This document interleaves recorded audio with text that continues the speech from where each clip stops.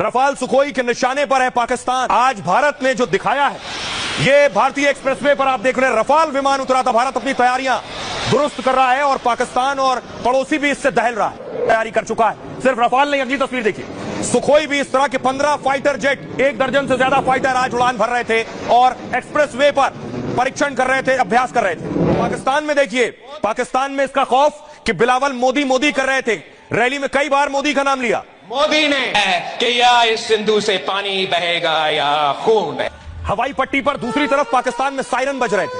पाकिस्तान में आपात स्थिति के लिए सायरन लगा दिए गए। सुनिए, पाकिस्तान ने सायरन लगा दिए हैं लोगों के लिए भी कि अगर भारत हमला करता है तो उन्हें अलर्ट किया जा सके। लेकिन दूसरी तरफ भारत और हवाई योद्धा जो है वो दिखा रहे थे अपना दम।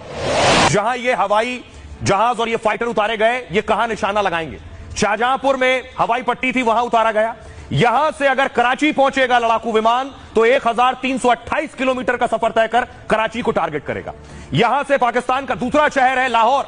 लाहौर इस शाहजहांपुर से जहां ये एक्सप्रेसवे पर उतारे गए फाइटर, लाहौर 675 किलोमीटर है। यहां से रफाल 675 किलोमीटर से पहले ही टारगेट सेट कर सकता है लाहौर पर। इस्लामाबाद यहां से 922 किलोमीटर है और वहां मिराज या जगुआर जाकर अटैक कर सकता है। शाहजहांपुर से रावलपिंडी सिर्फ 911 किलोमीटर है, एक उड़ान में ही यहां तक पहुंच सकता है सुखोई। शाहजहांपुर से 891 किलोमीटर है पीओके, और पीओके में भी अटैक कर सकता है। यानी इस एक जगह से, उत्तर प्रदेश के इस एक एक्सप्रेसवे से पूरा पाकिस्तान और इसके सारे बड़े शहर रडार पर हैं।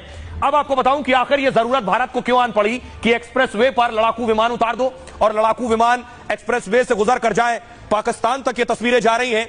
अब इसकी वजह मैं आपको बताता हूं। ये देख रहे हैं, ये एक्सप्रेसवे की पट्टी है और यहां से ये लड़ाकू विमान उड़ उड़ कर गए। यूपी के शाहजहांपुर में भारतीय वायुसेना ने यह दम दिखाया है। शाहजहांपुर में गंगा एक्सप्रेसवे पर अपनी ताकत दिखाई। आंधी तूफान के बीच लड़ाकू विमानों ने टच एंड गो किया है। जंग के दौरान आपात स्थिति के लिए यह तैयारी हो रही है। ऑपरेशन में किसी तरह की दिक्कत पर मोर्चा संभालेगी सेना। करगिल के बाद एयरबेस को तकनीक से लैस किया गया है, लेकिन किसी भी हालत से निपटने के लिए तैयारी है। यूपी में एक्सप्रेसवे पर हवाई पट्टी बनाई गई है। जंग के हालात में इन हवाई पट्टियों का इस्तेमाल किया जाएगा। दुश्मन क्या करता है, युद्ध की हालत में एयरबेस को निशाना बनाता है। ऐसी हालत में भारत के एक्सप्रेसवे से ही विमान उड़ान भरेगा और हवाई पट्टी से ही दुश्मन के ठिकानों पर जाकर स्ट्राइक करेगा। पहलगाम हमले के बाद आतंकियों के लॉन्च पैड इस वक्त निशाने पर है। लश्कर जैश के ट्रेनिंग कैंप सेना के निशाने पर है। मोस्ट वांटेड आतंकी हाफिज सईद और मसूद अजहर टारगेट पर है। आईएसआई हेडक्वार्टर और मुनीर का ऑफिस भी निशाने पर है।